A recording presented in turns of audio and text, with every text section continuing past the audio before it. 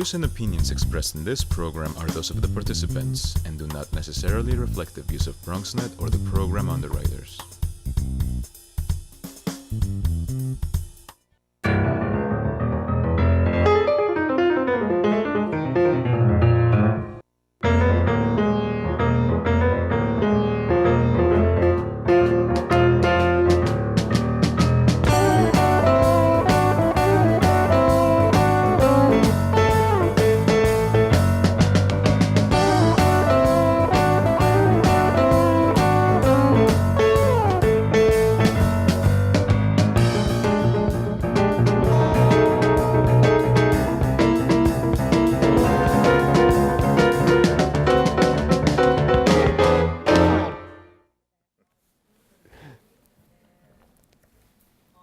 Good evening and welcome to Bronx Talk. While recently released numbers that showed a record low of 5.7% unemployment in the Bronx are indeed encouraging, the city still has a record 62,000 homeless people, and citydata.com shows that nearly 38% of the residents live below the poverty level, which is 18 points higher than the state average and 10 points higher than the citywide average.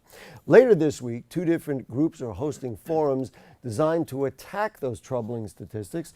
And tonight on Bronx Talk, we'll open up the dialogue to gain greater understanding into why so many people in our city and our borough live in these circumstances. And maybe we'll share some ideas on how we can combat them.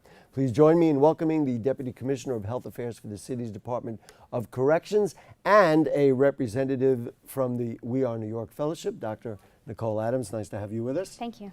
And also the co-director of South Bronx Rising Together and the director of Collective Impact at the Children's Aid Society, Abe Fernandez. Welcome back. Thanks for having me. Nice to have you with us. Mr. Fernandez, let's start with you. Poverty in the Bronx, the numbers are just horrible to even think about. I mean, we talked about, there are different studies, and a study that came from the Citizens Committee for Children. Frankly, I read through it and was very scary. 37% people living below the poverty level, which is, as we said, higher than everywhere else in the state and the city.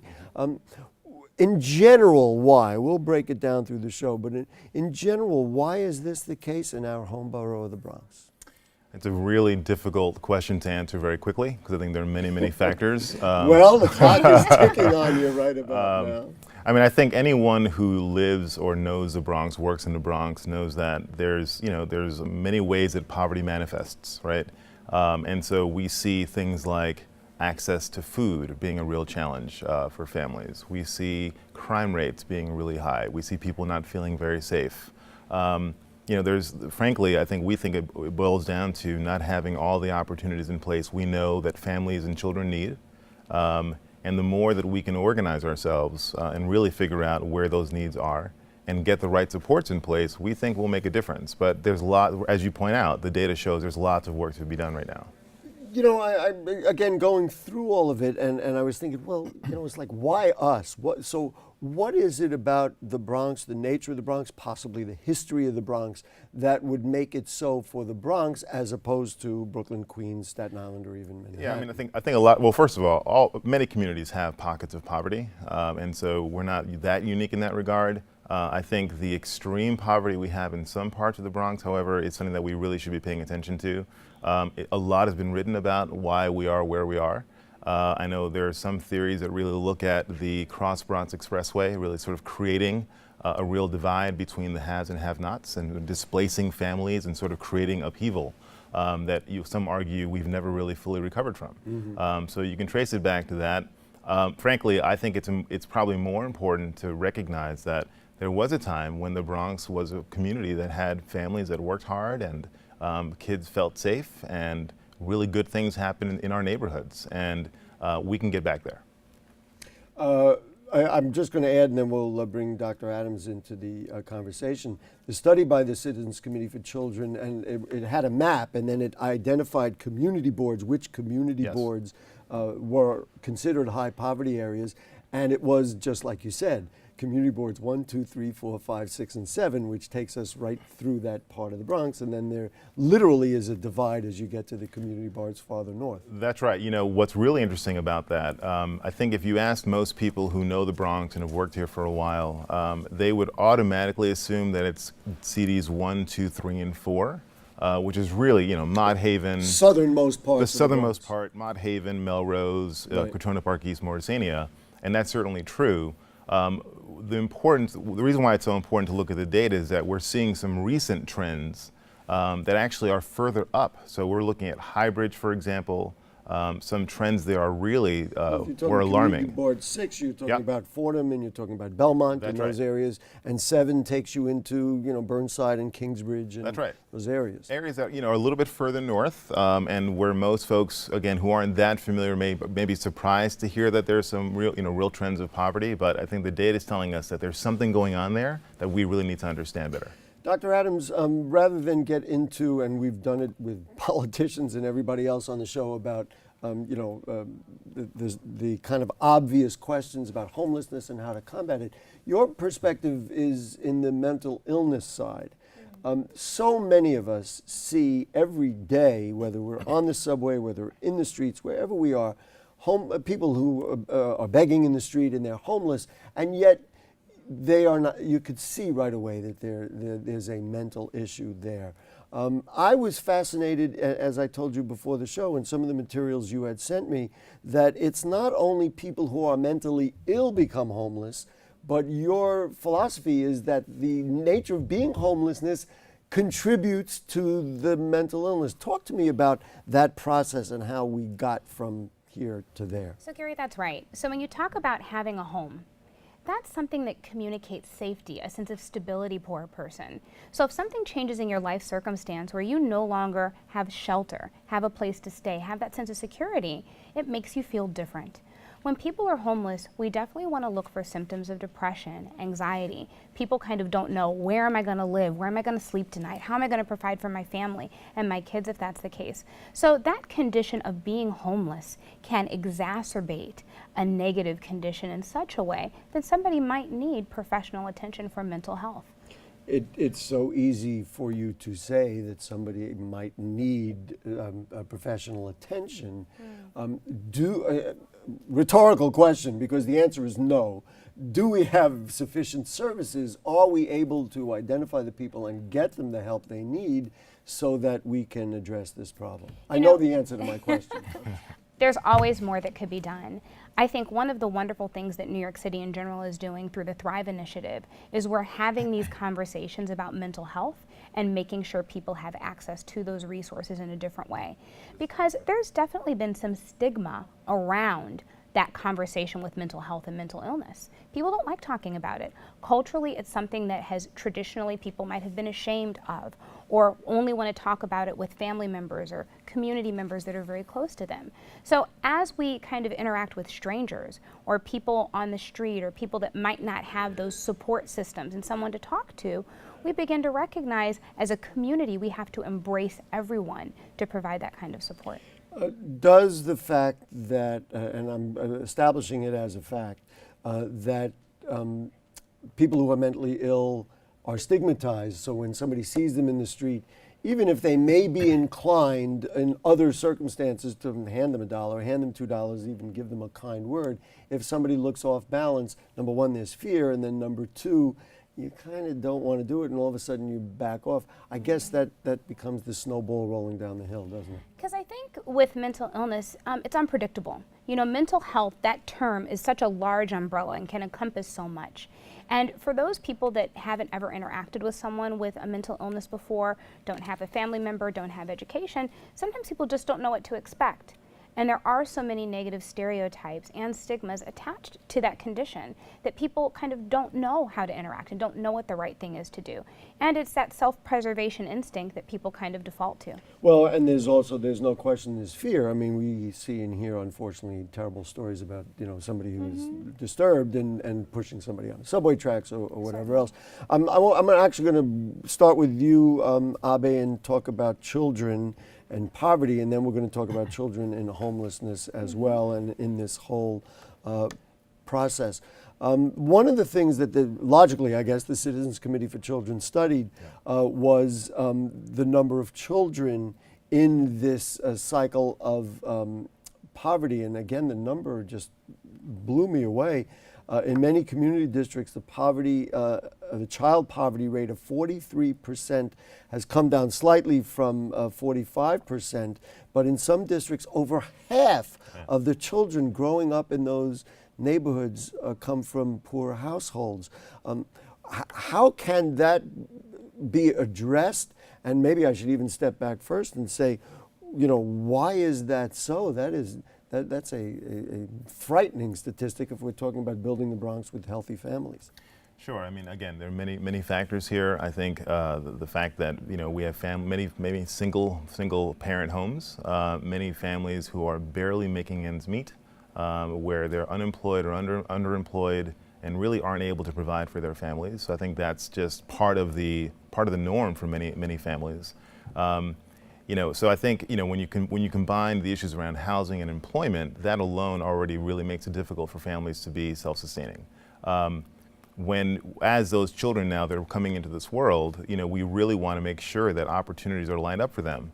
I think there have been some really good developments in recent years. I mean, the advent of universal pre-K, for example, is a wonderful way to begin to counteract some of those factors, right? So we're really helping kids get ready for kindergarten.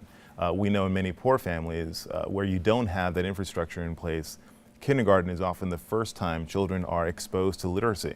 And so it's so difficult for those kids to be ready for kindergarten, for third grade, et cetera. That has a long-term impact.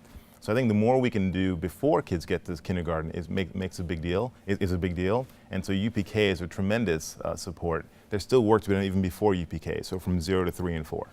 It's fascinating how the issues are interrelated. We talk about homelessness and then we talk about poverty. If you are in a home where the parents, and sometimes a single parent, is struggling, and that and the stability of the home and high rents, and that gets us into another whole issue, is going on, potentially leading to what Dr. Adams was talking about, into a kind of a mental illness or some sort of mental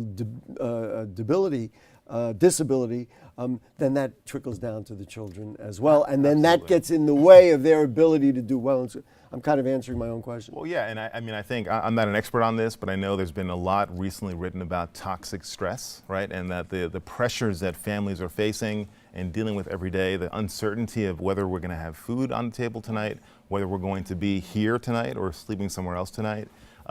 Kids they see what's going on. I think they really can't hide it. But they see it, they experience it, and they feel it. Absolutely. And think about the concept of something as simple as homework.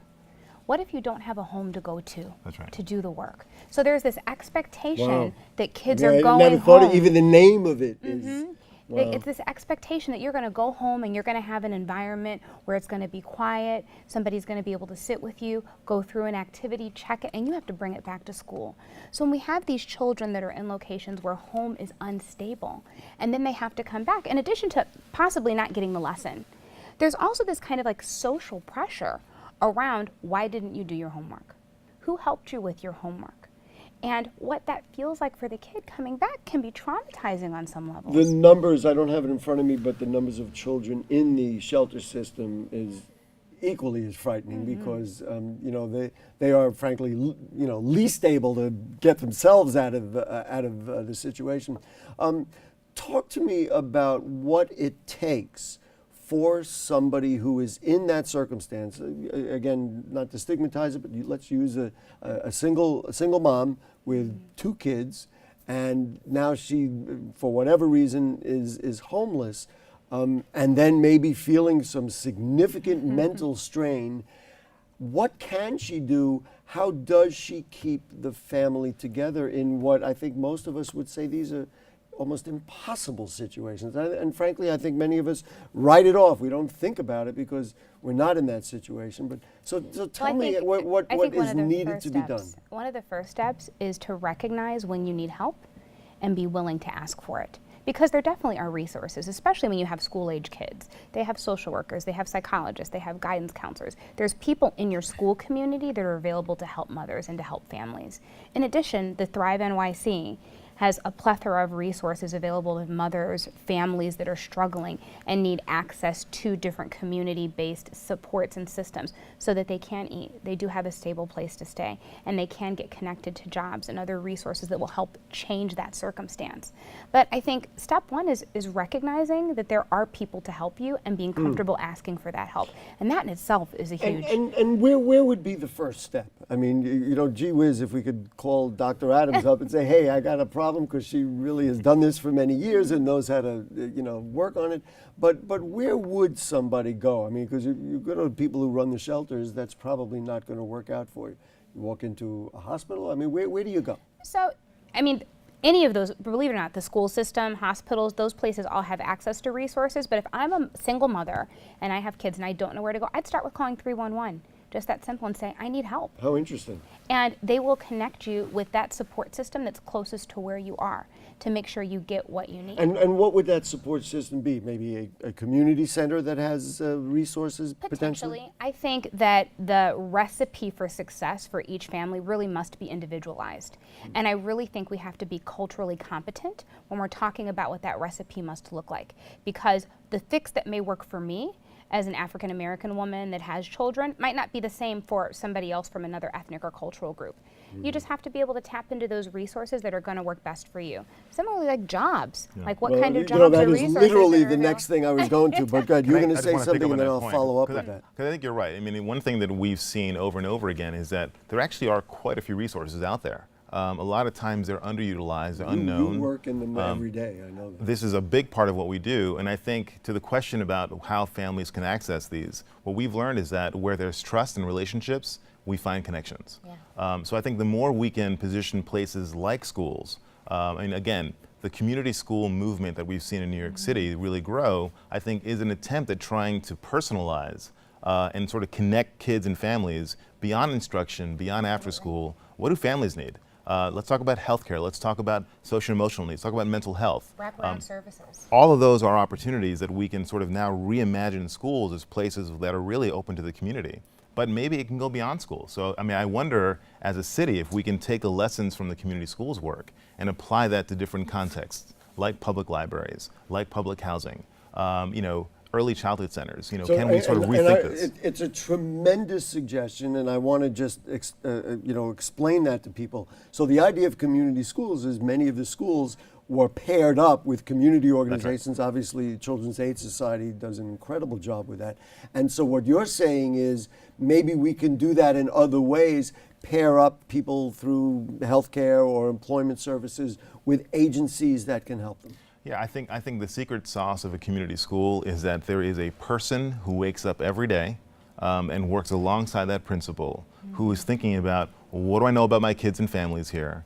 What are the existing resources we have? How do we make connections? And when there are gaps, let's go out and find the folks who can fill those gaps. And that person is outside of the realm of the school, because we know the teachers are burdened and the principals are burdened, and goodness knows, you know, we're asking them to solve everybody's problems. Right. So what you're saying is the people, for example, at Children's Aid Society, they come in and they say, we're thinking about this global thing, how we can support the kids. And I think, you know, Children's Aid is only one of many partners doing this work. We're really excited about that. We're glad that there are other folks doing this. And I think it's someone who is both outside and inside, knows that school community well, knows those families really well, but also knows what's happening in the community so they can make those connections. Your colleague here is shaking her head. Yes, she likes it. I'm going to jump in any second. I think it's a great idea. But no, what I love about what Abe said is it really, that whole model is about building relationships. And when you can build a relationship, and you talked about trust and rapport, that's really when you see people willing to make change. Because if somebody can reach out and make that connection across the divide, shame goes out the window, judgment goes out the window, and somebody says, I really need help, and thank you for helping me. And when you can build that solid relationship and connection, that's when we really see movement take place. And it's the community circling around those families. I love asking this question because it's so easy for me to ask. So here you are, Mayor Adams, and you now control the budget of the city. And I don't want to, I'm not looking for numbers here, but I'm saying if you had some money to invest in a process that would support, frankly, both of these agendas. You can start with the agenda that you came here with, and that's, people who are mentally ill and are homeless. Where would you spend that money? Are we talking about housing infrastructures? Are we talking about programs? What would you do to address this problem? Well, affordable housing, of I'm course. putting it right on your desk we here. need affordable housing. I mean, I think Absolutely. that's so aspirational, and it's so much easier said than done, because the imprint of housing structures in itself are so, the space is at a premium. I'm now changing the rules. I'm not Put done. the housing I'm not done. aside. Put housing aside. I think one of the things that we lack as a society is we need more mental health treatment spaces. I think that the way that we support people is providing more of that mental health conversation and support. I'm biased. I'm a psychologist. I mean, You're entitled come to on. be. That's why we brung you. But I think that being able to address social and emotional needs and mental health and wellness proactively is really setting us up as a community for success. So often we react. Somebody's distressed, then they get the resource. Somebody is falling apart, then they get to see the doctor, then they get the appointment. That's when it becomes urgent. But if we built into our systems, and I think schools are doing this really well now, they have really comprehensive social and emotional curriculums that they're implementing even at pre-K. Okay, so now, Madam Mayor, I'm going one step I further. like how that sounds. That's pretty good. That's pretty good, Gary. Well, listen, if you are, we'd really get some of these issues addressed, I can guarantee you. Then what is the next level? So you say, okay, we need more mental health spaces. Do we do that through hospitals? Do we do that through we have many wonderful community centers? Do we do that through, do we establish other agencies? Goodness knows we don't want the city to be bigger with a bigger bureaucracy. But where is a good place for people to get those services? So I'm a fan of making those services more robust in community-based organizations in people's community. This goes right into what he was saying. But I think that's really the right place for it to be. If somebody goes to a hospital, there is an association that something is wrong. Stigma. You are Yep. sick. Right there. Something bad has happened to you. So if we build it in places where positive things happen, and that it's a part of just being well and being healthy and having fun and building community, it really changes the culture of how we're looking at that issue. And I think the more that we do that through relationship building, rapport building, make it a part of our everyday conversation, I think we'll be more successful in getting people what they need. Abe, a very obvious answer to poverty is get people jobs that pay better and do better. And some of the numbers, again, it really was a fascinating report, and congratulations to the Citizens Committee for Children.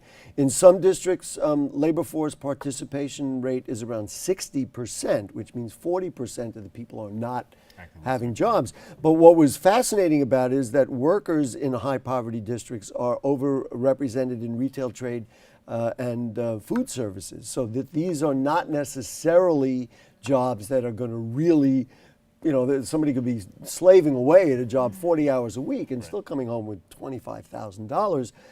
That's not going to help their family get out of it. So what is an answer to get more of these people to work? Because if they can work, frankly, they can participate in the American dream. Yeah, I mean, I think that, I do think there's real value in the short term for people to get employed, right? So I'm not at all trying to say that there are plenty of jobs that are out there that I think we want to connect people to. At the same time, if the goal is anti-poverty, I think we want to really think about career development, not just sort of getting jobs, right? Because to your point, some of these jobs, frankly, there really is there's no future sometimes, and how, in any sort of growth in those particular sectors. So I think it speaks to another overlapping issue around education. That I think a lot of times one of the obstacles that young people and adults are facing, why they can't sort of get to a career path, is because they don't have the skills developed to really get on that pathway. One of the questions I was going to ask Dr. Adams was about access to education and all those kinds of things. It's the same across the board is getting people educated. Before we run out of time, I want you to talk about this forum that you're having, which is addressing this, and then we're going to let her talk about what she's working on as well. And they're all coming up this week. How well timed we are tonight. That's right. So the Children's Aid Society we're really privileged to have been selected by the borough president to coordinate something called the Empire State Poverty Reduction Initiative. Okay, which simple is name like that. Yeah, the short is ESPRI, E-S-P-R-I.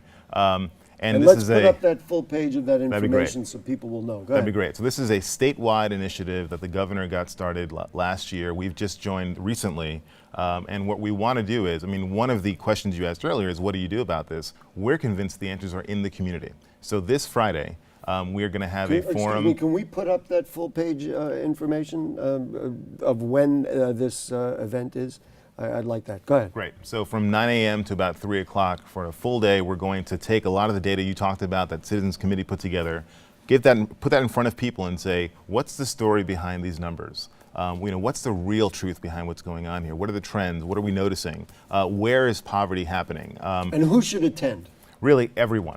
Everyone. Honestly, I think we're finding that the more we have, nonprofits and school folks and elected officials and parents. I mean, and we know it's hard for parents to break away, but if there isn't any opportunity for folks to do that, we think it's so important to have that perspective, and in particular, people who themselves right now are living in poverty. So we want that voice to be present as well. Because you got to hear what they say and their perspective. So that's Friday at Metropolitan College on 149th Street. That's correct. Okay. Beautiful new building. And from 9 to 3. Yep. Okay. Now you are also having an event through the We Are New York Fellowship. Tell me the impact of homelessness event. So what we're having. And let's put that full page up there too. Certainly. Folks. We'd like to have a really in-depth discussion with community members about what can we do to change this issue. How is it impacting the individuals in our community, and what can we do as a collective group to really make meaningful change right away? Mm-hmm. What kinds of supports do people need? And we really want to hear the voices of everyone in our community, because we do recognize this is not a siloed issue. This is something that impacts every single person, family, child, community member, and there's so many thought leaders in our community. We should all come together and contribute to the conversation. Boy, am I glad I brought both of you together. It's the same conversation. Let's put that up again so people have it. This is taking place at the Acacia Network at 300 East 175th Street on Thursday from 6 to 8:30 p.m. And that'll be a panel discussion of experts and all that kind of stuff. And then we're going to do breakout. Yeah, we'll do both, right? But then we're also going to have Thursday night and then go Friday. Yeah. And after the panel discussion, we are going to have breakout and focus groups about specific topics. He's doing the same thing. Stop trying to take our style. No, I think it's great, and it's so important. So I do want to thank Abe Fernandez from the Children's Aid Society for joining us, and Dr. Nicole Adams from We Are New York Fellowship, and say hello to all my friends over there. We'd love to see them once again. We do like to read our viewer mail. Last week, as many people know, we did a show about Rodman's Neck on City Island, and we had some people comment on that. So let me read to you some of the comments we got. This came from Sejan S. Via Facebook. And Sejan said, why don't they build a modern facility in the city or somewhere with an old building so they have space for the future? I'd hate for them to build some big thing that we can see from the island, and that has been an ongoing problem. The next comment we got was from Terrence P., also via Facebook. In the past few years, the NYPD has received much more funding for armament, training, and weaponization. I recall that just recently law enforcement has come into possession of surplus military hardware. And so thank you to Terrence, and thank you to all of our viewers for writing in. And if you have further questions or comments on anything you heard on tonight's show or anything going on in the Bronx, then email them to us at BronxTalk@BronxNet.org. Send us a tweet at BronxTalk, or post them on our Facebook page like those folks did, and we'll read them on the air during a future edition of our program. You can check out the archives at BronxNet.org. You'll find Bronx Talk on the lower right navigation bar. So we'll see you next week. Good night.